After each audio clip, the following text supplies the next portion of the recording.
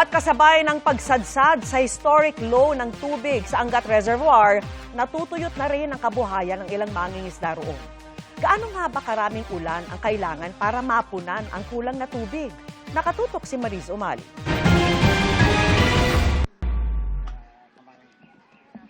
Ilang dekada ng pangingisda ang kabuhayan ni Tatay Guillermo at ng mga kapwa niya dumagat sa malawak na katubigan ng Angat Dam.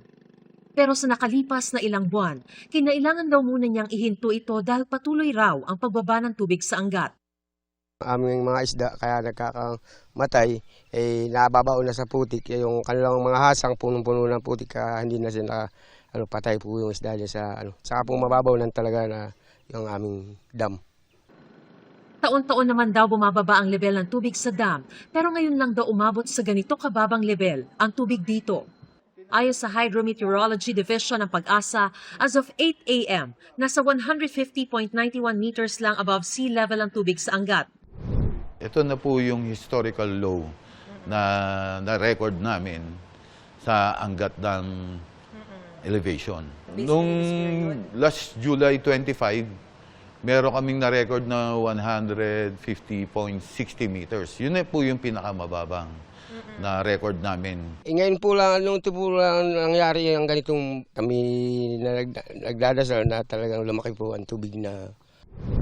Para mabigyan ko lang po kayo ng picture kung gaano na karaming tubig ang nawala rito sa Angat Dam, ang normal high water level po rito ay umaabot hanggang doon sa paanan ng mga punong yon na natatanaw po ninyo.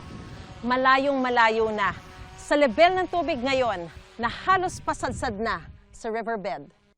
60 million cubic meters nga lang daw ang tubig sa Angat Dam ngayon, katumbas ng 24,000 Olympic-sized swimming pool. Napakalayo sa normal high water level o pagpuno ang dam na nasa 850 million cubic meters, katumbas ng 340,000 Olympic-sized swimming pool. Noong huli kong punta sa Angat nito lang Abril, nasa 191 meters above sea level pa ang level ng tubig. Pero makalipas ang 2 buwan, hindi na tumaas pa sa ganung level ang tubig dito. Partida pa dahil panahon na dapat ng tag-ulan. Ngayon, bakas na rin ang lumot sa kakaunting tubig na naipon sa bahaging ito ng spillway. Epekto na rin to nung tinatawag natin na El Nino. Nagkaroon tayo ng mga mahina, less rainfall, tapos yung mga bagyo natin not enough na mapataas niya talaga ng gusto yung elevation ng Angat Dam. Mas masaklap pa sa isang bahagi ng Angat na aming tinahak. Narito po ako sa may dike ng Angat at dito makikitang tuyong-tuyo na ang dam. Katunayan, nagkabitak-bitak na ang lupa sa bahaging ito. Sa nakalipas na ilang araw ay nag-uulan dito sa Angat Dam at sa nakapaligid ditong watershed. Pero 0.3 meters lang daw ang itinaas ng water level nito na nasa 150.91 meters ngayon. Malayong malayo pa sa 212 meters na normal water level ng dam. Ayon sa mga eksperto, bagyo lang o kaya'y matagal na tuloy-tuloy na ulan ang magpapaangat ng level ng tubig dito sa Angat.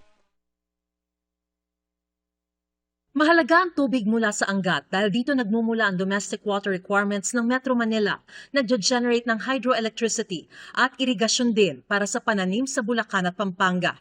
60 meters above sea level ang minimum operating level na kailangan para masupply ang domestic needs ng Metro Manila, habang 180 meters above sea level naman para sa irigasyon.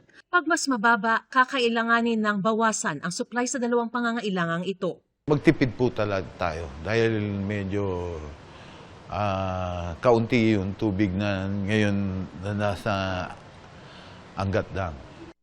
Mariz Umali, nakatutok, 24 oras.